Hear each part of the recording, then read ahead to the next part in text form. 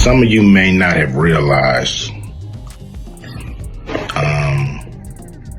that I'm not part of the club. You gonna drop some bombs. Tick on that. If they ever said something about me, take it to the bank. The bank. You are the North Star for athletes. But I'm three different people. ESPN First Take on Club Shay Shay, and I'm Shannon Sharpe that you see on Nightcap. I mean, it's really hard to say who has the most power. There's some very powerful entities out here. The way I eat, the way I sleep, I have to understand that. Now, if he's willing to pay that price, there's a price to be paid for greatness. There's a price to be paid for success. And if you're not willing to pay that price, you don't deserve to be successful. You don't deserve to be. Oh my God. Ice Cube just dropped a truth bomb that's shaking Tinseltown harder than a 9.0 earthquake. During a live Q&A, our favorite straight-talking rapper and actor decided to lift the veil on what's really going down in the land of glitz and glamour. And let me tell you, it's juicier than a ripe peach on a summer day. Ice Cube spilled the beans on why certain folks are getting canceled faster than you can say, lights, camera, action. He said, and I quote, "What really frustrates them is when you choose not to be part of their club."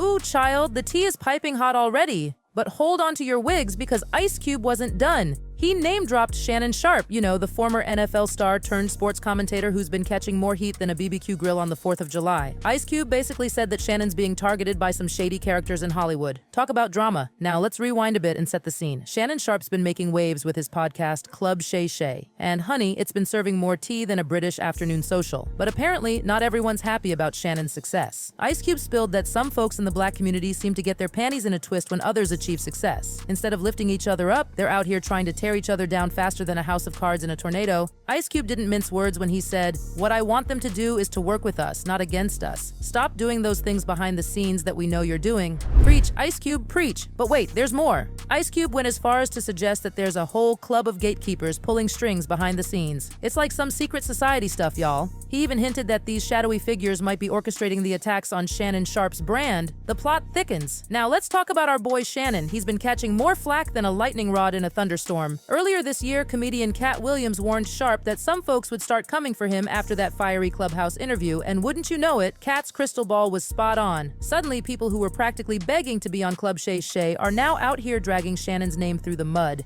It's giving jealousy, it's giving pettiness, it's giving, "I can't stand to see you shine." Some fans are theorizing that Shannon's more focused on his bag than on supporting the black community. Others think these haters are just threatened by Shannon's meteoric rise to the top of the podcast game. I mean, when you're shining bright like a diamond, some people can't help but throw shade, right? But hold up, because this tea is about to get even hotter. Some folks are now trying to come for Shannon's personal life, claiming he's secretly part of the Rainbow Squad. Comedian Mike Epps was one of the first to make such claims, joking that Shannon wore tight pants because he was part of the Rainbow Clan. Chile, the audacity. Mike Epps didn't stop there. He accused Shannon of trying to manipulate Cat Williams into making negative comments during his appearance on Club Shay Shay. Epps claimed Shannon was being fake and stirring up drama just to boost his ratings. Now that's what I call a low blow. But our boy Shannon isn't one to back down from a fight. He clapped back at Mike Epps faster than you can say receipts, calling him a liar and challenging him to a physical showdown at the NBA All-Star Weekend. Shannon was ready to throw hands, y'all. Mike Epps, not one to be outdone, fired back, questioning why any grown man would go by the name Shay unless he was part of the LGBTQ+ community. The back and forth between these two was more intense than a game of ping pong on steroids. Thankfully, cooler heads prevailed. After a 15-minute conversation, Shannon and Mike decided to bury the hatchet. Shannon even shared a photo of them shaking hands, proving that sometimes grown men can actually act like, well, grown men. But just when we thought the drama was over, in walks Eddie Griffin, ready to stir the pot like a master chef. Eddie took shots at Shannon, insinuating all sorts of things about his orientation based on, wait for it, how he drank during an interview with Cat Williams. I mean, really? Are we in middle school? Shannon, showing more class than a finishing school graduate, chose to take the high road. He revealed that his sister had advised him to ignore the attacks, reminding him of their grandmother's wisdom. You can't fight every battle with the devil. Amen to that, Grandma. Fans praised Shannon for his classy response, and eventually, Eddie Griffin issued a full apology on social media. He admitted his comments were unjustified and emphasized the importance of choosing words wisely. It's about time someone realized words have power. But wait, there's more.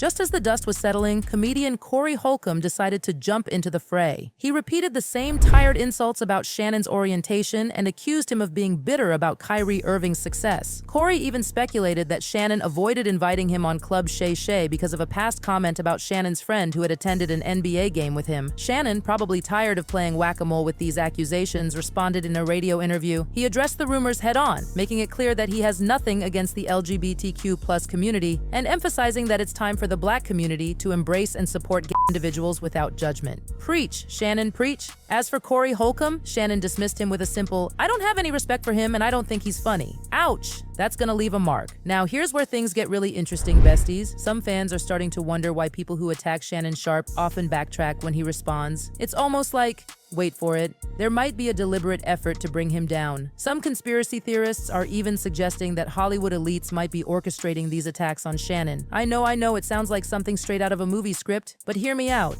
Remember that explosive interview with Cat Williams earlier this year? Not only did it put Shannon in the spotlight, but it also signaled to other industry insiders that Club Shay Shay was a safe space for airing dirty laundry. Cat even predicted that 2024 would be the year when Hollywood's biggest troublemakers would be exposed. And wouldn't you know it, just as Kat predicted, the FBI conducted raids on Diddy's homes in Miami and Los Angeles back in March. They seized electronic devices and apparently uncovered substantial evidence supporting claims made by Diddy's accusers. It's like Kat has a crystal ball or something. This might explain why some folks are so eager to see Shannon's podcast shut down. I mean, when you're providing a platform for people to spill the tea and expose industry secrets, you're bound to ruffle some feathers, right? Take Monique's appearance on Club Shay Shay, for example. She made some serious allegations against Tyler Perry and Oprah Winfrey, claiming they had blacklisted her in the industry. Monique even recounted specific instances where she was offered movie roles only to have them snatched away because of alleged interference from Oprah. That tea was so hot it could melt steel. And let's not forget Taraji P. Henson's emotional interview about the pay gap in Hollywood. She broke down in tears talking about how hard she works and how little she gets paid in comparison to her worth. It's heartbreaking to see such talented individuals being undervalued and mistreated.